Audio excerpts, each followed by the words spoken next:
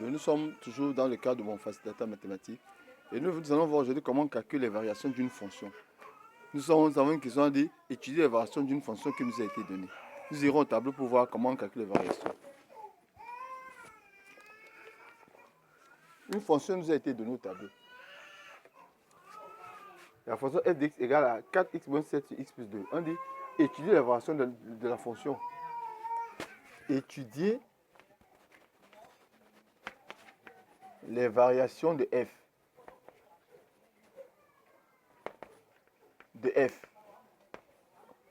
On dit pour étudier les variations d'une fonction, il faut calculer la dérivée de la fonction. Étudier le signe de la dérivée et dresser le tableau de variation. On va donc calculer la dérivée. Première étape, dérivée. F', je vais utiliser la méthode du déterminant. Je vais mettre déterminant. Le nombre c'est 4, coefficient de x, 1, moins 7, 2, sur le dénominateur carré x plus 2 au carré. Ça me fait 8, moins 7 plus 7, sur x plus 2 au carré. Ça fait 15 sur x plus 2 au carré. Or, ça c'est une fonction homographique. Les dérivées de fonctions homographiques ont un seul signe. Soit ces dérivées sont strictement positives, soit elles sont strictement négatives. Parce que le signe de ces dérivées ne dépend que du numérateur. Parce que le dénominateur 1 au carré, il est déjà positif. Alors, nous avons 15 sur x plus 2. Donc, cette dérivée est positive parce que son numérateur est positif. Je trace donc maintenant le tableau.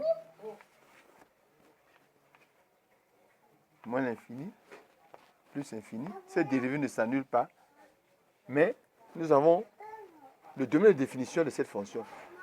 La fonction n'est pas dérivée, il faut qu'elle soit définie. Il faut que x plus 2 soit différent de 0. Donc x soit différent de moins 2. Donc c'est le seul nombre que nous allons mettre dans le tableau. Parce que cette dérivée ne s'annule pas. Le numérateur ne s'annule pas. Donc on met moins 2 ici. La fonction ne s'annule pas. Tu mets 2 barres pour montrer que la fonction ne s'annule pas. Tu mets ici signe de f' de x, la dérivée. Or, la dérivée, si est strictement positive, tu mets plus et plus. Si maintenant tu mets variation de f. Or, quand c'est positif, tu mets ici une flèche qui monte. Positif, tu mets une flèche qui monte. Donc voilà comment on calcule. Ici, donc, tu vas mettre la limite à moins l'infini. La limite à moins 2 à gauche. La limite à moins 2 à droite. Et la limite à plus l'infini. Donc pour calculer les variations d'une fonction, qu'est-ce que tu fais? Calcule d'abord la dérivée. Ça, c'est les fonctions homographiques. Les dérivées n'ont qu'un seul signe. Soit elles sont strictement positives, soit elles sont strictement négatives. C'est strictement positif. Or, le seul nombre qui entre dans le tableau, c'est le nombre de domaine de définition. La fonction n'est pas définie pour x égale moins 2. Donc, x doit être différent de moins 2. C'est le moins 2 qu'on met, on met 2 barres. La dérivée est strictement positive. Signe de f', c'est plus.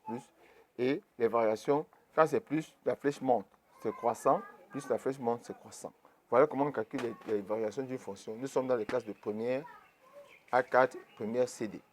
Les variations d'une fonction homographique. J'espère que vous avez suivi ces explications. Nous vous demandons de nous écouter, d'être attentifs.